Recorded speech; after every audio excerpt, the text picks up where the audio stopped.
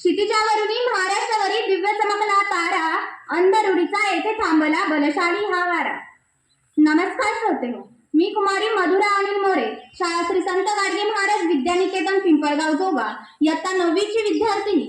आपल्यासमोर विषय मांडते संत गाडगे बाबा. भुकेलेले अन्न तहानलेल्या पाणी, भुकेलेले अन्न तहानलेल्या पाणी, उघड्या नागड्यांना वस्त्र, बेघराने असरा, दुःखीत आले हिम्मत, अंधपंगू रोग्याले औषध, मुक्या प्राण्याले अभय आणि गोर गरिबांना शिक्षण. हीच आहे आमची देवपूजा आणि हाच आहे आमचा रोकडा धर्म. या आपल्या दशपदीतून जीवनाचे मर्म सांगणारे एक कक्षाशून्य तत्वनेता, तसेच समाज सुधारणेची चळवळ हाती घेणारे एक हृदयस्थ. दिवसभर हातामध्ये खराटा घेऊन गाव स्वच्छ करायचं आणि संध्याकाळी कीर्तनाच्या माध्यमातून लोकांची डोकी स्वच्छ करायचं, असं काम ज्यांनी केलं ते संत श्रेष्ठ संत डेबूजी झिंगराजी जानोरकर. जवळ शिक्षणाचा गंधही नसताना केवळ अनुभवाच्या जीवनाविषयी आनंद पसरवणाऱ्या संत गाडगेबाबांचा जन्म 23 फेब्रुवारी 1876 रोजी अमरावती जिल्ह्यातील शेनगाव येथे झाला. वडील झिंगराजी जानोरकर यांना दारूचे व्यसन होते. ते दारूच्या इतक्या आहारी गेले की त्यांच्यावर काळानेही झडप घातली. लहान वयातच डेबूजी आपल्या बापाच्या प्रेमाला परका झाला. लहान वयात वडील वारल्या कारणाने त्यांच्या घरची परिस्थिती अत्यंत हलाखीची होती. ते आपल्या आईसोबत आपल्या मामाच्या इथे राहू लागले. 1892 मध्ये डेबूजीच्या मामाने डेबूजीच्या तोंडाचे 4 हात केले, परंतु अहिक संसारात डेबूजीचे लक्ष काही लागत नव्हते. एक दिवस पूर्णा नदीच्या पात्रात डेबूजी अंघोळीसाठी उतरले असताना त्याच्या कमरेला बांधलेला 1 रुपया सुटला आणि त्या पूर्णा नदीच्या डोहात पडला. त्यावेळी डेबूजीने तो खूप शोधला, परंतु एवढ्या मोठ्या नदीच्या पात्रात पडलेला एवढाच 1 रुपया शोधून सापडला नाही. त्यावेळेस डेबूजी आपल्या मनात चमकला आणि मनात म्हणाला, अरे आपलंही आयुष्य या रुपयासारखं आहे. आपलंही आयुष्य एक दिवस या रुपयासारखं आपल्या हातातून निसटून जाणार आहे. परंतु आपण त्याआधी समाजाचं काहीतरी देणं लागतो.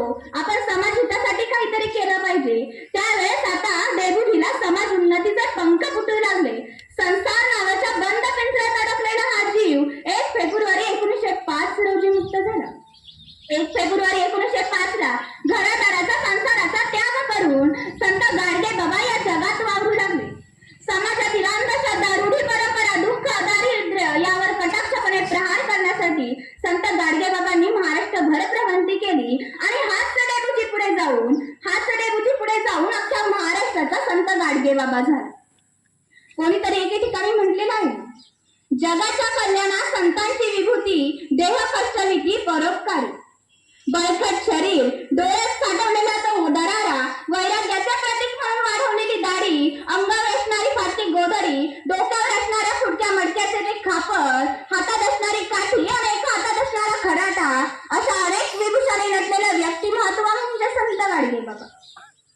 बाबांच्या कीर्तनात नसायचा कधी टाळ, मृदुंग, तबला आणि पखवाज सुद्धा.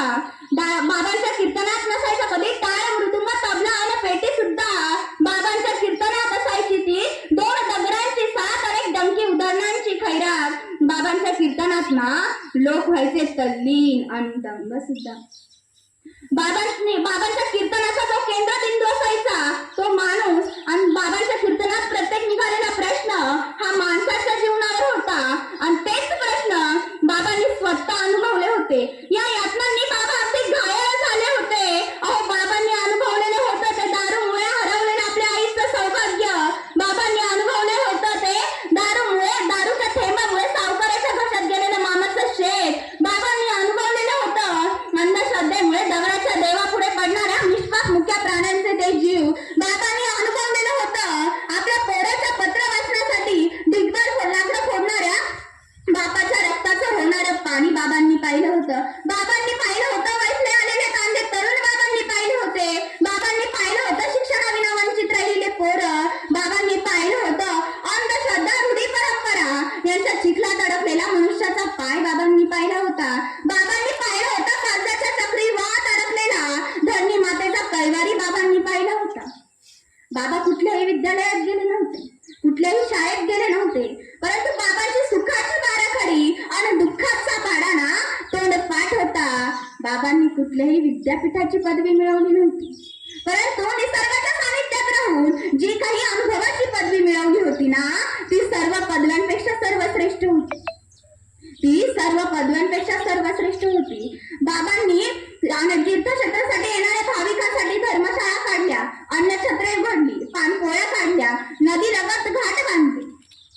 बाबा एकदा एका कीर्तनात होते. कीर्तनात त्यांना अचानक एक तार आली. कीर्तनातला एक मनुष्य उभा राहिला आणि बोलू लागला की बाबा बाबा बाबा आपले गोविंद महाराज तुम्हा आम्हा सर्वांचा निरोप घेऊन देवा घरी गेले. अहो पोटचा पोरगा वाजला असताना बाबांनी कुठल्याही प्रकारचं कीर्तन बंद केलं नाही.